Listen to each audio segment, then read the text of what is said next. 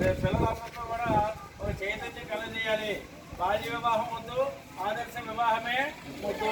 అంటే ప్రతి తల్లిదండ్రులు కూడా 18 సంవత్సరాలు పిల్లలకి వస్తే కానీ ఆడపిల్లకి వివాహం చేయడం అనేటువంటి ఆలోచన విరమించుకోవాలండి.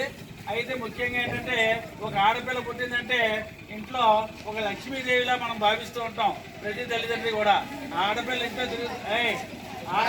తిరుగుతుంది అంటే ఒక లక్ష్మీదేవి ఇంట్లో కలకల్లాడుతున్నట్టుగా మనం భావిస్తూ ఉంటామండి. కాబట్టి అటువంటి లక్ష్మీదేవికి మనం ఇంట్లో ఉండాలని కోరుకోవాలి. కానీ మనం తొందరగా వివాహ వయసు రాకుండా పెళ్లి చేసుకోవాలి. అది చట్టరీత్యా జరగండి.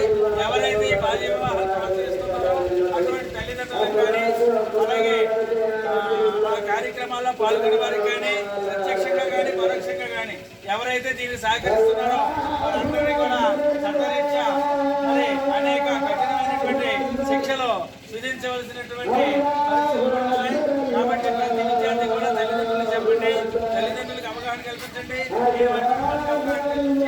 ఆడపిల్ల చదువుకుంటే మనకు ఉత్సవమైనటువంటి భవిష్యత్తు ఉంటుంది.